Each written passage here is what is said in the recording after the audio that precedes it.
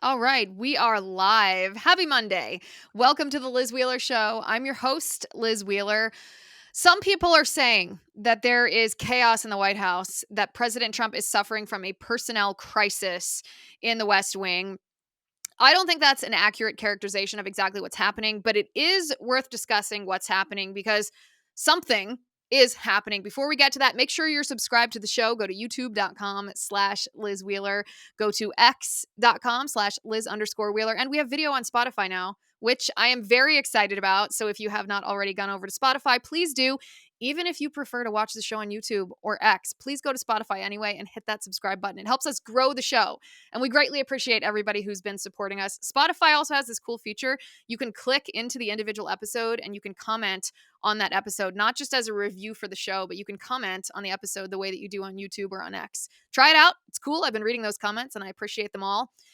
Okay, so what's happening at the White House? There have been some discussions or accusations that there's chaos happening inside the White House right now, that President Trump is suffering from a personnel crisis at the White House.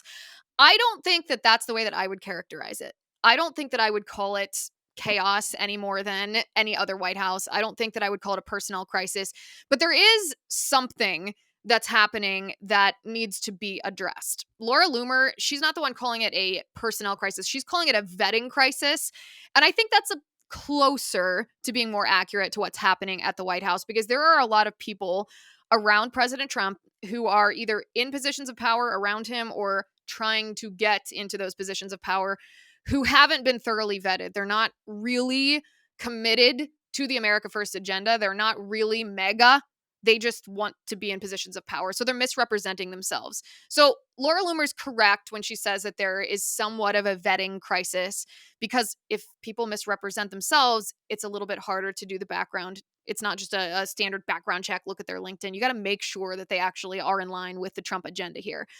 I don't think a vetting crisis is a personnel crisis. What I think is happening in the Trump White House right now, in the West Wing, is President Trump is the leader of the free world, obviously.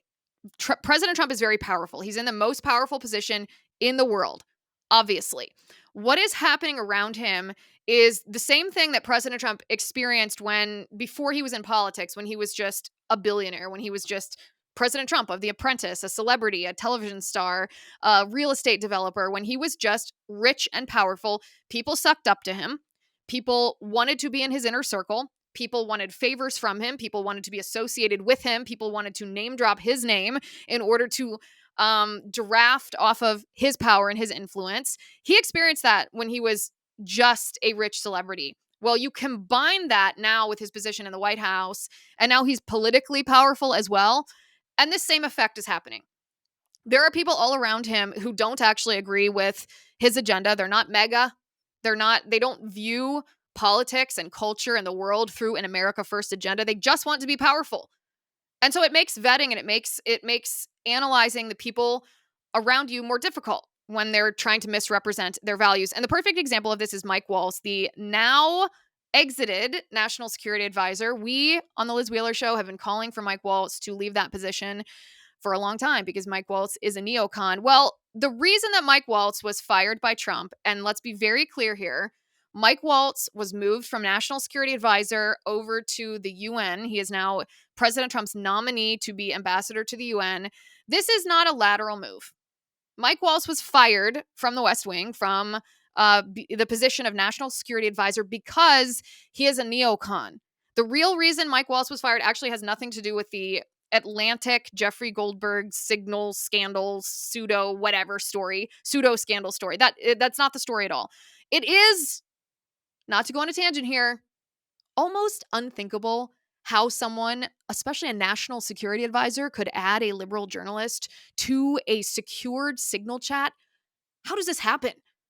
Even my grandfather, who's 92 years old, knows how to text better than Mike Waltz does. This doesn't just happen. It's weird. It's weird that happened.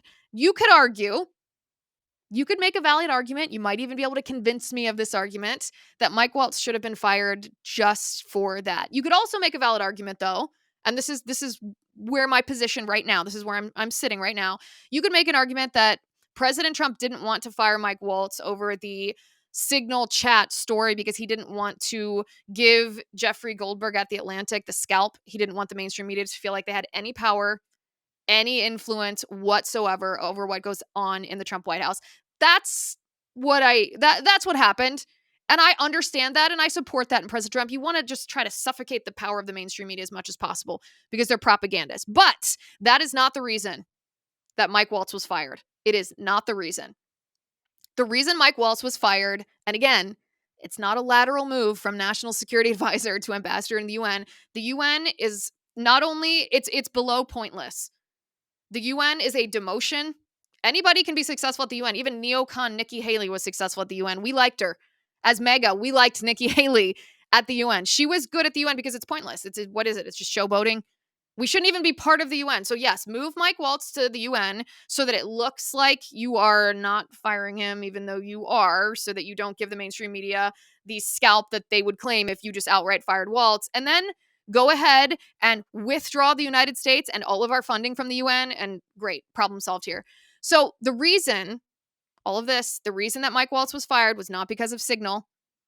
The reason Mike Waltz was fired was reported by the Washington Post. And I'm going to read this to you. Waltz upset Trump after an Oval Office visit in early February by Israeli Prime Minister Benjamin Netanyahu. You guys remember when Bibi went to the White House? When the National Security Advisor appeared to share the Israeli leader's conviction that the time was ripe to strike Iran. Waltz appeared to have engaged in intense coordination with Netanyahu about military options against Iran ahead of an Oval Office meeting between the Israeli leader and Trump. Waltz wanted to take U.S. policy in a direction Trump wasn't comfortable with because the U.S. hadn't attempted a diplomatic solution. It got back to Trump, and the president wasn't happy with it. So the Washington Post is clearly not in President Trump's camp. The Washington Post clearly sides with neocons. The Washington Post clearly is against the America First agenda. So what are they saying? They're saying that Mike Waltz, in his position as National Security Advisor, a position in which he is supposed to serve the president's agenda, went behind the president's back and collaborated with Bibi Netanyahu, plotting to strike Iran, to start a war with Iran. So he's not only is he just a neocon, meaning we've talked about on the show how he was steeped in the neocon ideology. He worked for Dick Cheney. He worked in the George W. Bush Pentagon. He authored a piece of legislation when he was in Congress that would have kept the American military in Afghanistan. No. He's actually collaborating with a foreign leader to try to get American boots on the ground in war with Iran. That's the real reason that he was fired. That's the real reason. And make no mistake, this was not about the Signal chat. The Signal chat, you could call the Signal chat the icing on the cake, that straw that broke the camel's back, whatever. Maybe it just reminded all of us that Mike Waltz was a neocon. The Signal story doesn't even matter. What matters is that Mike Waltz is a neocon, and we voted for President Trump because President Trump promised to end forever wars, no more foreign involvement unless it is in America's interest. And Mike Waltz betrayed that. And so now he's been demoted to the UN, which is a position that is beyond pointless. Here's my prediction. This is what's going to happen. You will notice that in this second Trump administration, there aren't the same sort of hit pieces on President Trump that there were in the first Trump administration. First Trump administration, it seemed like every other day there was a New York Times piece or a Washington Post piece or one of Jeffrey Goldberg's Atlantic pieces that cited anonymous sources from inside the West Wing and Trump's inner circle making these horrible, what were generally false allegations of things that Trump said or wanted to do or did or people he talked to or whatever, just hit pieces on President Trump. This time around, though, we have not seen the kind of hit pieces from the New York Times and the Washington Post and CNN and the Atlantic that we did the last time. Why is that? Well, the last time, anytime we saw one of those hit pieces that referenced an anonymous source close to Trump, we knew who the source was. It was John Kelly, the chief of staff of Trump, or John Bolton, the national security advisor. These people that didn't like Trump, didn't support Trump's agenda, aren't America first, Exactly the type of people I was talking about in the open of the show. These people that just want positions of power. They are not in alignment with the reason that we voted for Trump. We knew that these people were the leakers. We knew it was John Kelly or John Bolton. To this day, there was an Atlantic piece just right before the election that cited people from the first Trump administration, and we knew it was John Kelly again. We knew it was John Bolton again. This is what's going to happen with Mike Waltz in the months to come. You can count this. 1 month, 2 months, 3 months. In the next 1 to 3 months, there will be more hit pieces in the New York Times, the Washington Post, from CNN, in the Atlantic, and they will cite anonymous sources of people close to Trump's orbit, people that were at the upper echelons of the Trump administration, and those leaks will be from Mike Waltz. Mark my words. You can put a pin in this episode. He was fired because he's a neocon. He was there not to support the president's agenda, but to subvert the America First agenda in favor of forever wars and profiting from the military-industrial complex. Thank goodness he is gone.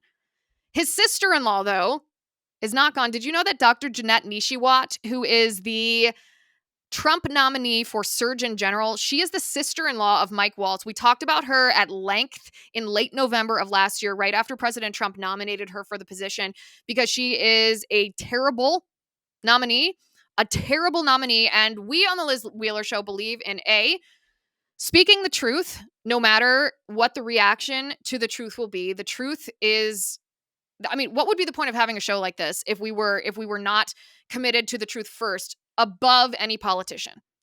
Secondly, I strongly believe that not just hypothetically, when I criticize a nominee that President Trump has made, I am doing so because people around President Trump don't always give him all the information.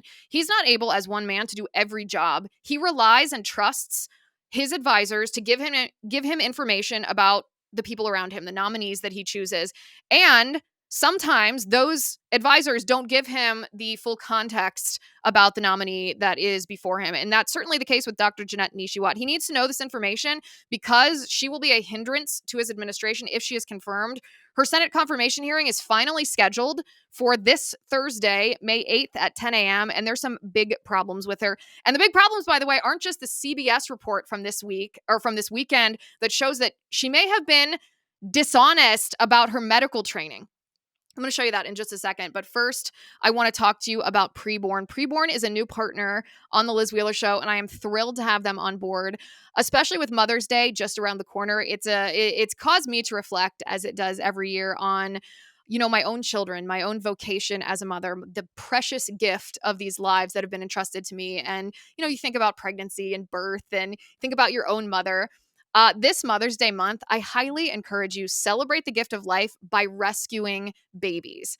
Preborn's network of clinics exists exclusively to offer love, life, and support to pregnant mothers who are feeling scared and alone. Maybe they're being pressured to make the ultimate choice that will not only sacrifice the life of their preborn baby, but take a piece of their heart as well. When a distressed mother comes to Preborn, she's welcomed with open arms. She's offered a free ultrasound to hear and see the precious life inside her. And the majority of the time, she will choose life after viewing that ultrasound. This month of May, can you help us bring life to both babies and mothers? The goal of the Liz Wheeler Show is to sponsor ultrasounds for every single day this month. One ultrasound is only $28. 5 ultrasounds are $140. Every penny goes towards loving mothers and babies well.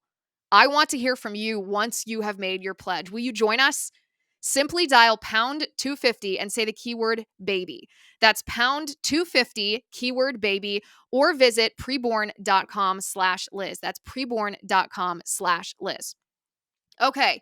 So when even the mainstream media is getting on board with exposing a politician who is dishonest, then you know that it's a pretty serious situation. And that's the case with this Surgeon General nominee. We're going to talk about that in just a second. But have you heard of the new crime that the FBI is calling home stealing? Listen, if you thought that the squatter crisis was unbelievable that we saw during COVID, wait till you hear about this. If you are a homeowner, you got to listen to this. So the title of your home is the legal proof that you own your house, right? Obviously. But when is the last time that you checked on your home title? Well, if you're like me, then the answer might be never. Until now. This is the crime. Today's AI and cyber world, scammers are stealing home titles. And it's a weirdly easy crime to commit, believe it or not. It's growing increasingly common because it's easy to commit, and your equity is the target. In fact, you might already be a victim and you might not even know about it. Here's how it works. Criminals forge your signature on just one document. Then they use a fake notary stamp, which you can get online for just pennies. They pay a small fee with your county, and your home title's been transferred out of your name. That's literally all there is to it. And then what the scammers do is they take out loans using your equity. They might even sell your property, and you won't know about it until it's already happened, until you get a collection or a foreclosure notice in the mail. That's why you need to stop what you're doing right now and find out today if you are already a victim. Use promo code Liz at HomeTitleLock.com to make sure your title is still in your name. That's promo code Liz at HomeTitleLock.com. You'll also get a free title history report plus a free 14-day trial of their $1 million triple lock protection. That means 24/7 monitoring of your title. So if one of these scammers comes in and tries to take it, you'll get notified. Urgent alerts if any changes are made to your title, and if, God forbid, fraud should happen, they will spend up to $1 million to fix it. Go to HomeTitleLock.com now. Use promo code Liz. That's HomeTitleLock.com, promo code Liz. Okay, so this weekend, CBS reported on Dr. Janette Nesheiwat's background on her medical training, and they made the allegation that Dr. Janette Nesheiwat has been misrepresenting her medical credentials. They say she's been claiming that she completed her medical training at the University of Arkansas when actually, in reality, she went to medical school in the Caribbean. And instead of taking 4 years to complete her medical degree, she took 6 years. Now, this seems really weird to me.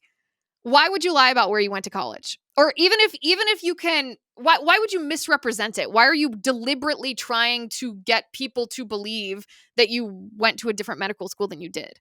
Are you insecure? I mean, I understand that in the medical world, there's some stigma on going to medical school in the Caribbean. It's like, oh, the students that don't get into any medical school, well, they go to the Caribbean islands and they go to these inferior quality medical schools. Okay, so is she insecure about having gone to the Caribbean? Did she get rejected from all, medical schools on the contiguous United States? Is she doesn't want the stigma of having gone to medical school in the Caribbean, so she's intentionally misleading people to think that she completed her medical training at the University of Arkansas? If that's the case, I mean, that is so lame. That it's like a loser thing to do if you misrepresent where you went to school. If you are a qualified individual, if you are confident in the knowledge of the scientific discipline that you're practicing, who cares where you went to school? Like, I personally don't care if she went to school in the Caribbean. Okay, whatever. Or do you know what you're talking about? Are you good at what you do? Are you competent at practicing medicine? Do you know how to tell the truth? Those things are far more important to me than where you went to medical school. But if you are deliberately misrepresenting the truth to mislead people into thinking that you completed medical training at the University of Arkansas, what she actually means is that she did her residency there. Her medical training, the academic training, happened in the Caribbean. But she did her residency at the University of Arkansas, and that's why she said completed medical training. But you tell me, is that misleading to say that she completed medical training at the University of Arkansas? To me, yes, that's very misleading. No one phrases it like that unless you intend someone to draw the conclusion that that's where you went to medical school. Again, very weird, very dishonest, very untrustworthy. And this is a woman, by the way, who has not said a word publicly since the day President Trump nominated her to be Surgeon General. And the context of that, it's pretty unusual for her to be quiet. She was a prolific X user, and she was on Fox News all the time. And then just, bam, silent. The day that she, after the last post I think she has on X, she was thanking President Trump for the nomination, and then nothing. Radio silence. And we have a lot of questions for her. We've had a lot of questions for her from the beginning. And if she were an honest person, you would think she would want to answer those questions. And then on top of this, the CBS report about misrepresenting her credentials.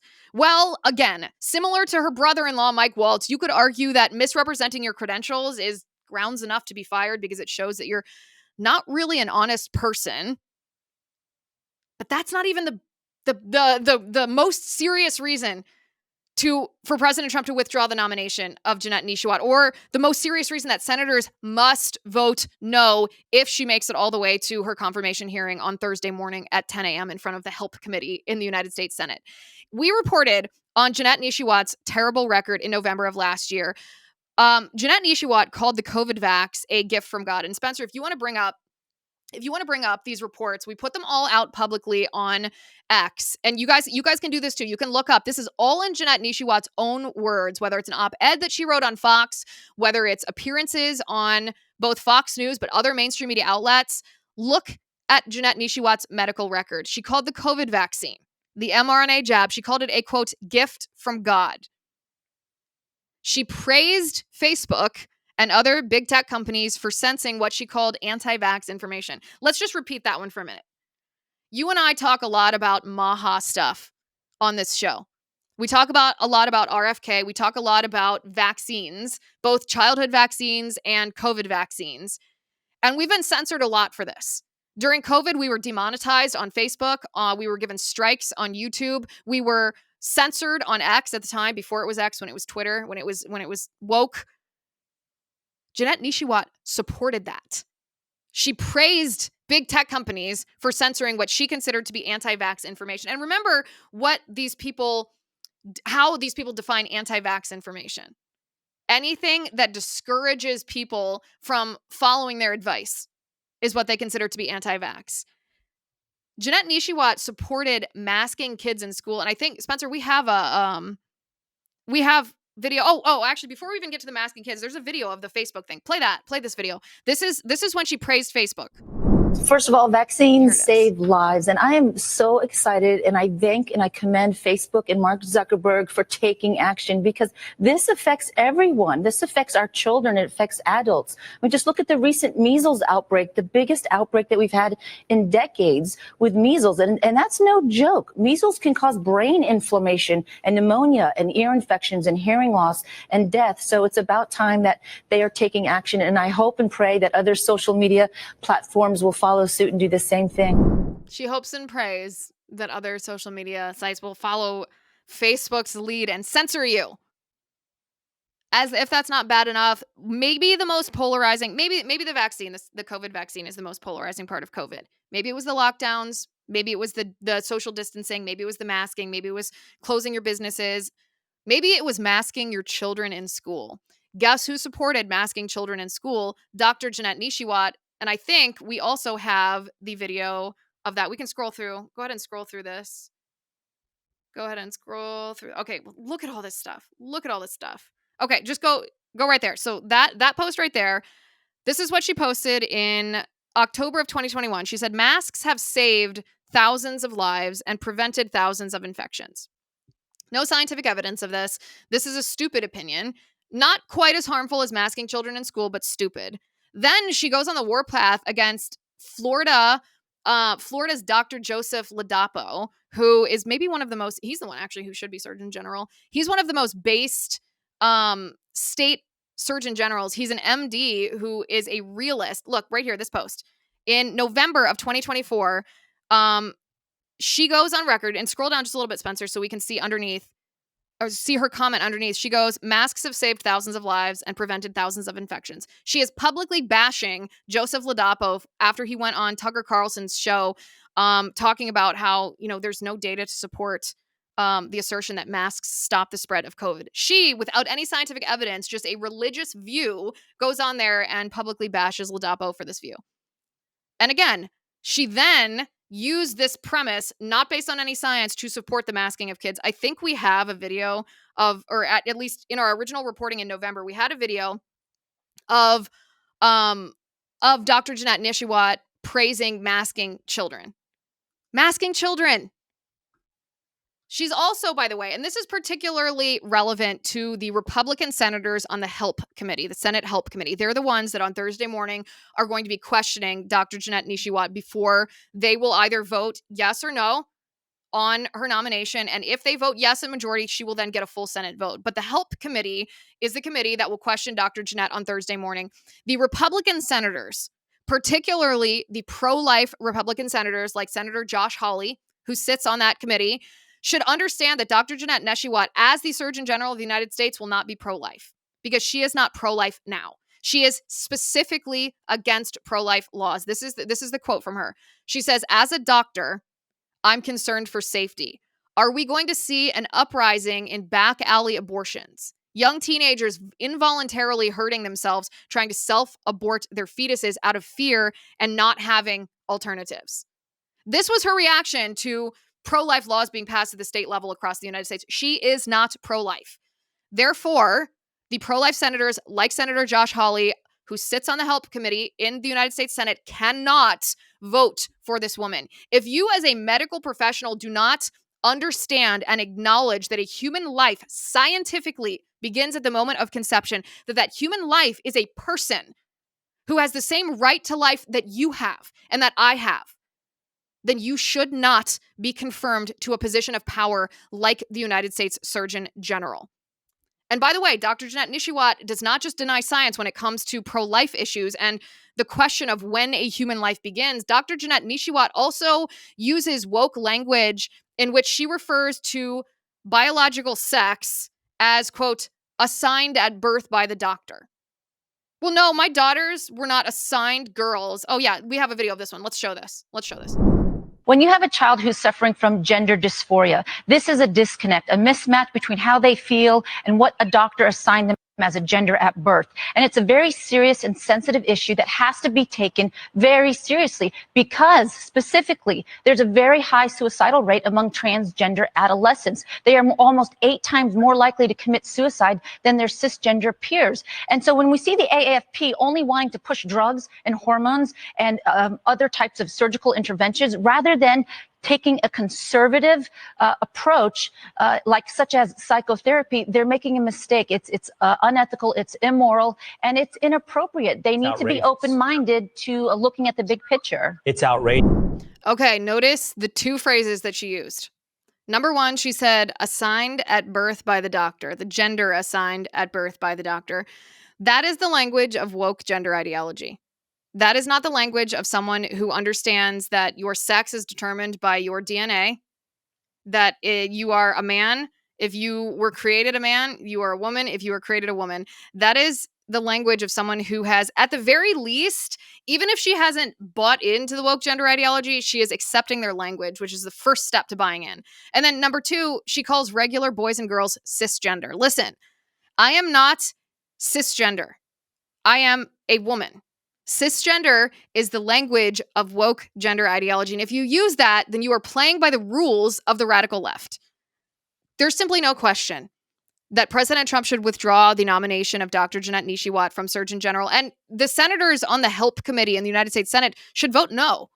Should absolutely vote no. And by the way, this is not, some people will say, well, Liz, President Trump can pick whoever he wants to surround himself in his administration. You're just being critical. You're just harping on him. No. What we are doing is helping. What we are doing is helping President Trump sharpen his administration because we actually share his America First agenda. We want him to succeed. And people like Dr. Janette Nesheiwat will be harmful to achieving that agenda.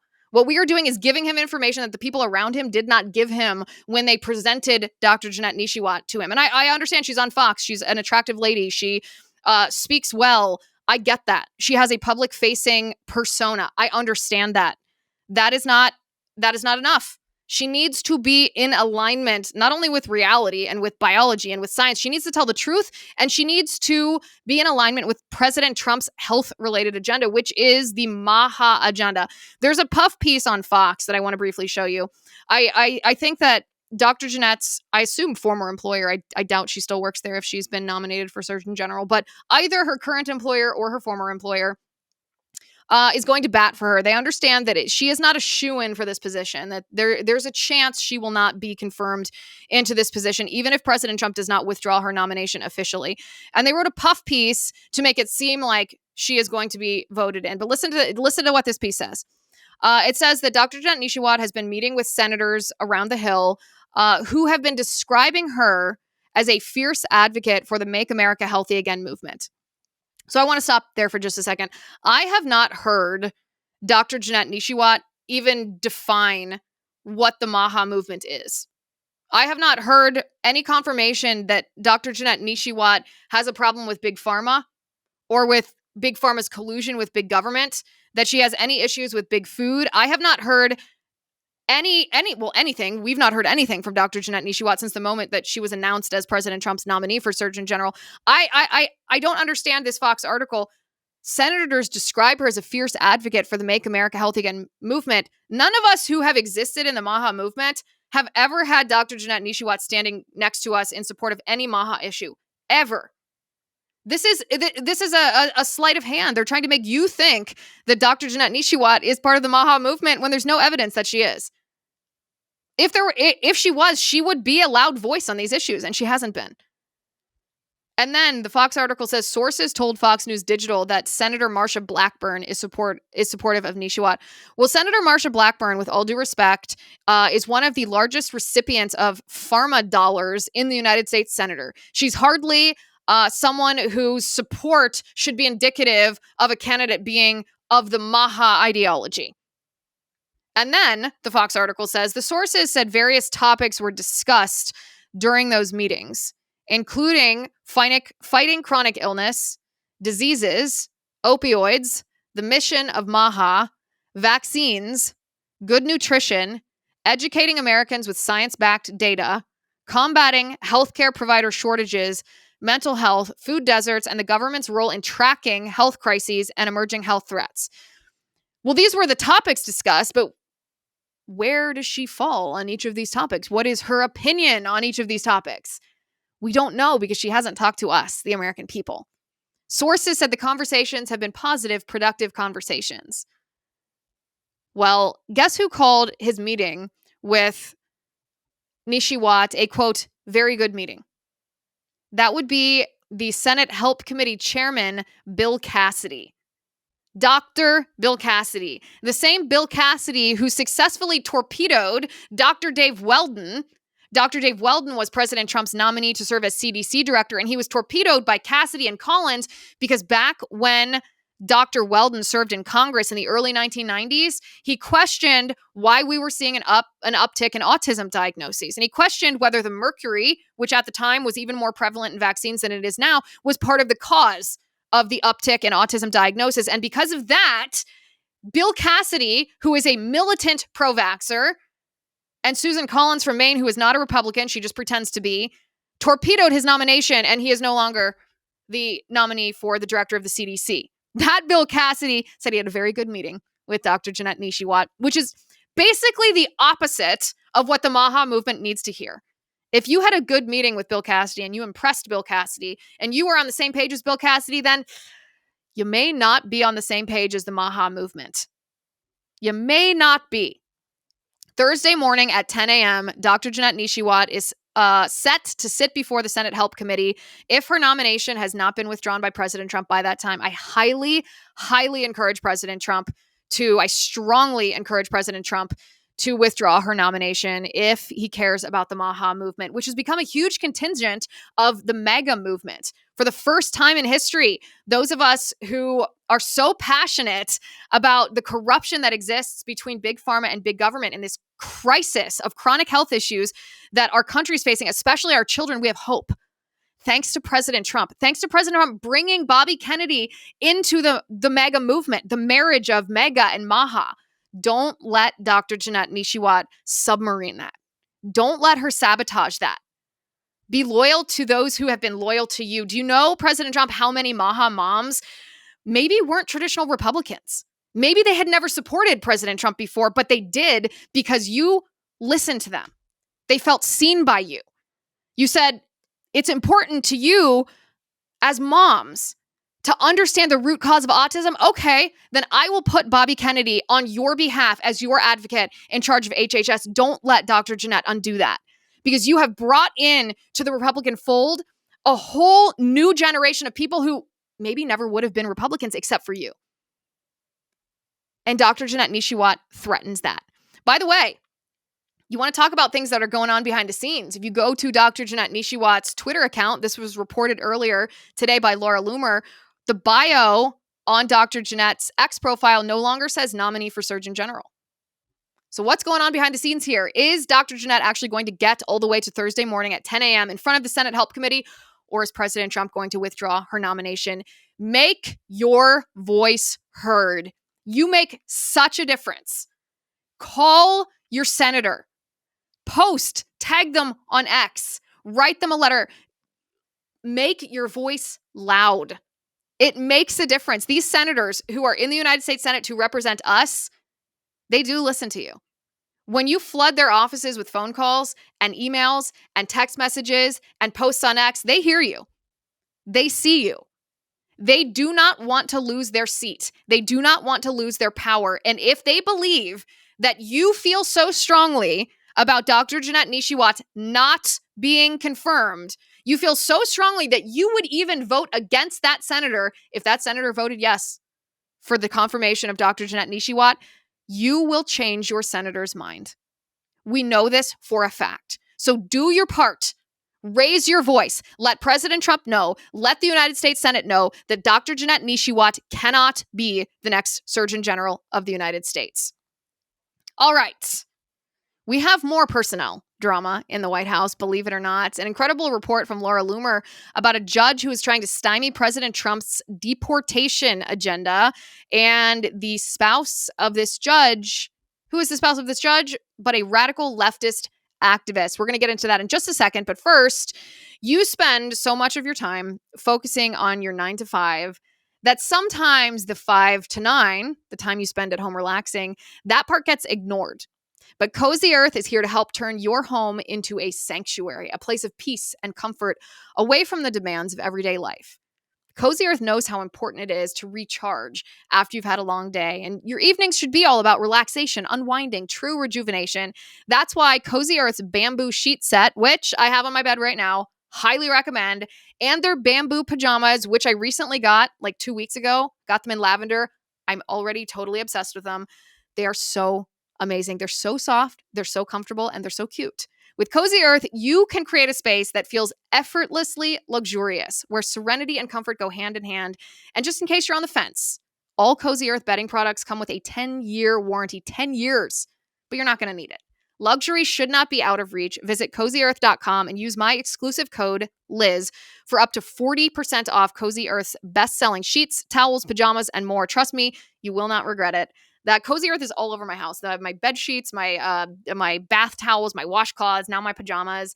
CozyEarth.com. Use code Liz. CozyEarth.com. Use code Liz. All right. I told you guys, maybe 6 months ago now, that my husband and I quit our health insurance. It wasn't covering the stuff that we needed it to cover. Our premiums every month were enormous. Our deductible was sky high. And this is not just us. This is your story as well. Health insurance is confusing. It's expensive. It's super frustrating. The claim denials, that's not an isolated incident for any one of us. 1 in 5 Obamacare claims were denied just last year. That is unacceptable. It's why Crowd Health is so amazing. Crowd Health is an alternative. You don't have to be part of the health insurance system anymore. There's another way to provide assurance for your family's health needs. I switched my entire family to Crowd Health after I got on the phone. I chatted with the Crowd Health CEO. Listen, Crowd Health is not health insurance, and they don't claim to be. They claim to be a better way for you to pay for healthcare through crowdfunding. Yes, crowdfunding. So take a minute and think about how much you pay every month in healthcare or health insurance premiums. Now compare that to what you would pay for Crowd Health. $175 a month for an individual, or $575 for a family of 4 or more. And you get access to a community of people like me who are willing to help you in the event of an emergency. That means access to telemedicine visits, discounted prescriptions, so much more, all without doctors' networks getting in the way. And of course, you'll be part of the crowd, a group of members like you, like me, who want to help pay for each other's unexpected medical events. Let Crowd Health help with your healthcare needs. Get started today for just $99 per month for your first 3 months. Go to joincrowdhealth.com. Use promo code Liz. Crowd Health is not insurance. Joincrowdhealth.com, promo code Liz. Okay. Laura Loomer is out with a bombshell report on the husband of a U.S. District Court judge out in California named Jennifer Thurston. Now, maybe you've never heard of Judge Jennifer Thurston, but Jennifer Thurston recently ruled that President Trump and his administration cannot arrest illegal aliens unless they have a warrant for their arrest. Keep in mind, illegal aliens are not citizens of the United States. They are not entitled to the same due process that you are or that I am. But Jennifer Thurston, judge out in California, says, actually, you can't deport illegal aliens. You can't arrest them unless you have a warrant for their arrest. But her husband, Jennifer Thurston's husband this is according to Laura Loomer, I'm reading, this is a quote. Her husband is a multifamily real estate broker in California who caters to the illegal alien and immigrant community and makes Instagram videos about how Donald Trump's mass deportations and immigration policies are bad for multifamily real estate brokers and investors like him. Judge Thurston was appointed by Joe Biden in 2021, Laura Loomer reports. So let me just summarize this.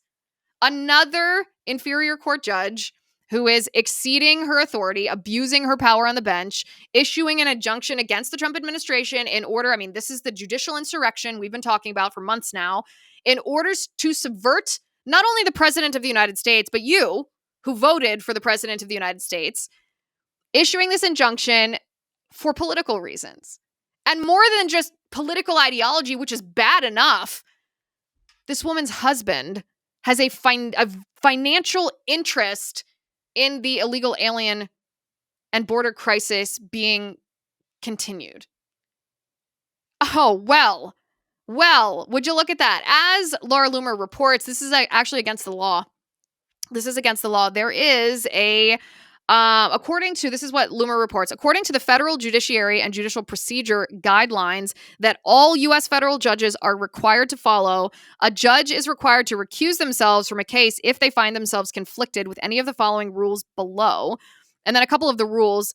One of them requires recusal if a reasonable person, knowing all facts, might question the judge's impartiality. Well, you're a reasonable person. Do you question the impartiality of a judge who issued an injunction illegally telling the Trump administration that they have to have a warrant before they arrest an illegal alien in our country, whose husband has a financial vested interest in illegal aliens being in our country? You're a reasonable person. You give me the answer. Are you going to question the judge's impartiality? Of course, obviously, duh. There's also another rule that judges are required to follow. It says that judges are, it mandates recusal if the judge's spouse has a financial interest that could be substantially affected by the case's outcome.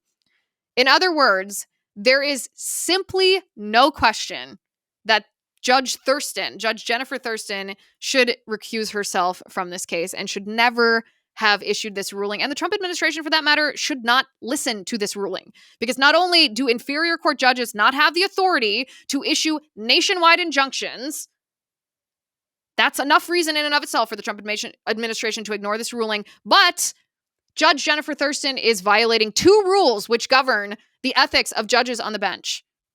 That she is, A, not impartial, and that her husband has a vested financial interest in the outcome of this case. Kudos to Laura Loomer. We're expecting Laura Loomer, by the way. We've invited her to come on the Liz Wheeler Show and talk about her reporting. She's reporting a lot on the background of not only judges related to the judicial insurrection against President Trump, but also on some of these staffers. Like she reported on Mike Waltz's, I think it was his chief of staff, Alex Wong, and some of these other administration adjacent officials who do not have an America First agenda. They are there for the power. They are there for the fame. They want to be part of the boys club in the West Wing. They do not want to serve you. So we're hoping to have her on the show probably on Wednesday. Make sure that you are subscribed at youtube.com/Liz Wheeler, at x.com/Liz_Wheeler. We're excited to talk to her about her reporting. Okay, a couple of headlines. Over the weekend, the Washington Post reported, and I'm going to read you their exact headline here. RFK Jr. will order placebo testing for new vaccines, alarming health experts. Wait a second. Why would this alarm health experts? Didn't we all assume that vaccines were tested against placebos? Isn't that the only ethical way to be able to make a claim that a vaccine is effective if you test it against a control group which didn't have the vaccine, that just had a placebo? Otherwise, how on earth do we know not only whether the vaccine's effective, but if it's safe? It's funny because the Washington Post is not only exposing the fact that many of these vaccines that are forced on our children haven't been in placebo control group type of studies. But why would this alarm health experts? Why would this be alarming in any way? Well, the argument that they're going to give you is they're going to say, well, placebo control groups are unethical because it requires those children, quote unquote, not to be protected by the vaccine. But you don't know if the vaccine's protective unless you've tested it against a placebo control group. The only reason this alarms health experts is because health experts don't care about the science of the thing. They care about their ideological agenda. And so I fixed the Washington Post's headline for them. I took the role. I put on an editor hat at the Washington Post, and I retooled their headline. And this is now what it reads. Militant pro-vaxxers who don't want you to know the harmful side effects of the vaccines they force upon you, alarmed by science, transparency, and medical freedom.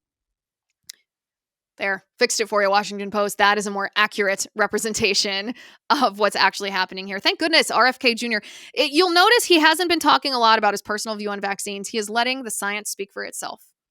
And the science is devastating to the militant vaxxers and the big pharma and big government colluders that have been profiting off of harming us for far too long.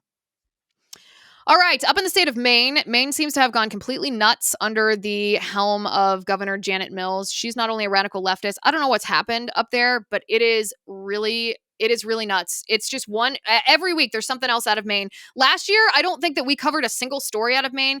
It's a sparsely populated state. People think of it as like, the coast of Maine and lobsters. That's kind of the stereotype of Maine. And all of a sudden, you start getting all these stories out of Maine that rival what you see in Gavin Newsom's California. Just the most rabidly radical left, crazy bananas stuff happening in Maine under Janette Mills.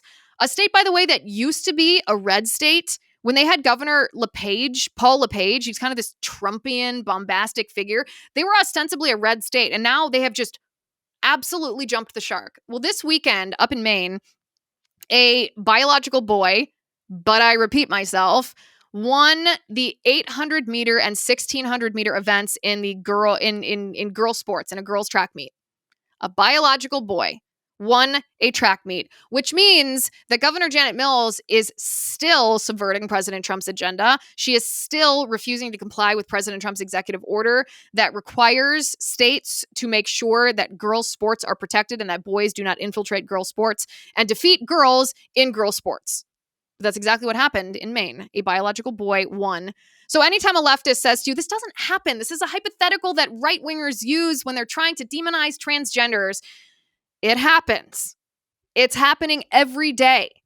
A biological boy won 2 events in a girls' track meet in Maine because Janette Mills refuses to adhere to the legal order from the Trump administration to protect girls' sports. So it's your move, President Trump. What's going to be next? The sad part of this is the people of Maine are going to be the collateral damage to this. The people of Maine are going to suffer because President Trump is going to be forced to stop federal funding to Maine. And it's not that Janette Mills is going to be hurt.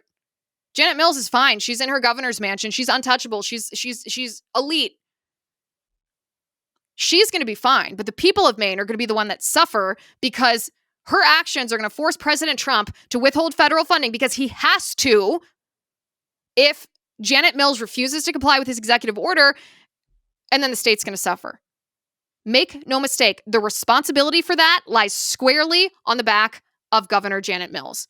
And by the way, when I talk about Maine going crazy, you remember, this has got to be a year ago, maybe even 18 months ago, we covered a story about apartment complexes in the middle of Maine. These luxury apartment complexes, fully furnished with big screen TVs. They go for like between like $1,800, $2,400 a month, that kind of luxury apartment complex. And they are being given rent-free to illegal aliens and so-called asylum seekers and migrants. Rent-free. That means that the people of Maine, and there's a housing crisis, by the way, in the state of Maine. There are these small towns in rural Maine where the residents of Maine cannot afford a place to live because the government of Maine, because Janette Mills and all of these leftists that run the big cities there are taking taxpayer dollars and they're busing in migrants Somalian migrants especially, they're busing in migrants and they're putting migrants in these luxury apartment complexes that they built for illegals while the people in the state of Maine are suffering, the actual citizens. And then they're using taxpayer money to pay the rent for the illegals, again, while real Mainers suffer. So that's a scandalous story in and of itself. Well, juxtapose that with what's happening in York County. The York County Shelter Program has suspended its operation. What is the York County Shelter Program? Well, it's a homeless shelter. It provides food and a place to stay overnight for people who are down on their luck. They may be homeless, they may be mentally ill, they may be addicted to drugs. Your classic homeless shelter. For Mainers, the York County Shelter Program is suspending its operations, which is going to leave many of the people who benefited from their services homeless. The reason that they're suspending their program is because they're only being given like $7 from the state of Maine to take care of each of these poor Mainers every day, but it costs the shelter over $100 a day. So the state of Maine will not pay the York County Shelter $100 a day to take care of homeless Mainers, and yet they're paying thousands and thousands of dollars a month to give free furnished luxury apartments to non-U.S. citizens. This is what's happening in the state of Maine. If you thought that California was crazy, the same thing is happening in the state of Maine. All thanks to Governor Janette Mills. All thanks to Governor Janette Mills. Okay, before we run out of time for today, I got to tell you, you guys are going to be mad about this opinion. You were mad when I posted about it on, some of you, not everyone. Some of you were mad when I posted about this on X over the weekend. That meme that President Trump posted of himself as Pope, that is not offensive. I do not find this to be offensive. I'm Catholic, so I'm particularly qualified to comment on this. And I know sometimes I think I'm just less sensitive than some people in the conservative movement. Some of the people on X are not even Catholic and responded to this meme as if it was irreverent and sacrilegious and mocking the Catholic faith. This meme, let me tell you, President Trump knew exactly what he was doing when he posted this meme. He knew exactly how the left was going to respond. He knew their heads were going to explode. And he did that intentionally because their reaction, pretending to be outraged over this meme, just exposed the reality that the left are Christian hating, abortion glorifying, transgender promoting, open borders facilitating, Black Lives Matter sponsoring radical leftists. And so I pose this question to you. Before you get offended over this meme, has anyone ever done a better job exposing the left for being all of those things with one meme than President Trump did with this meme? The last time I looked at this meme, which was yesterday, so it probably has even more impressions, it had like 64 million impressions. That means 64 million people all around the world now understand that the radical left who's pretending to be offended by this are vicious frauds. And that's all thanks to President Trump. So President Trump, by the way, is having a great time, a grand old time laughing at this. And so am I as a Catholic. It makes me happy to see the communist left who wants me to be censored and silenced and canceled and even imprisoned for my religious views to be exposed as the noxious frauds that they are. And by the way, I don't even know if you saw this video. This just came out a couple of minutes ago. Spencer, I'm going to text this to you so you can bring this up. President Trump was asked about those who were offended by this meme. Hold on, let me text this to Spencer. This is worth playing. A reporter asked President Trump and said, Catholics were not so happy about the image of you looking like the Pope. And this is what your president responded. If you can get that, if we can get this up here, this is worth watching. This is a close-up show that is 100% worth the 10-second wait here. Catholics were not so happy about the image, and this is what President Trump said. Take a listen. Some Catholics were not so happy about the image of you looking like the Pope. Oh, I see. You mean they can't take a joke? You don't mean the Catholics. You mean the fake news media. Not the Catholics loved it. I had nothing to do with it. Oh, you mean the fake news media? He said the Catholics loved it. Well, can confirm. Catholic here. I thought it was hilarious. Obviously, he's joking, and his joking is not only him having fun, it was joking for a reason to expose the radical left. Who could ask for more than that? Who could ask for more than that? The only thing more that I ask is for President Trump to withdraw the nomination of Dr. Janette Nesheiwat, and you should ask him that too. Raise your voice. That's the charge for today's show, is raise your voice and make sure that President Trump hears that call. Make sure that your Republican senators hear that call Thursday morning at 10 a.m. in the United States Senate in front of the Help Committee. That's when Dr. Janette Nesheiwat is going to face her confirmation hearing. And let's make sure that everybody involved knows the full reality, the truth about the terrible history of Dr. Janette Nesheiwat. All right, make sure you're subscribed to the show. Go to youtube.com/Liz Wheeler. Go to x.com/Liz_Wheeler. We're also on Rumble. We're on Facebook. We have video on Spotify. Have I mentioned that? Go over to Spotify and subscribe. Or if you like Apple Podcasts, go ahead over to Apple Podcasts and subscribe. Give me a 5-star rating over there if you prefer Apple Podcasts, and write me a review. I do watch those. I appreciate those.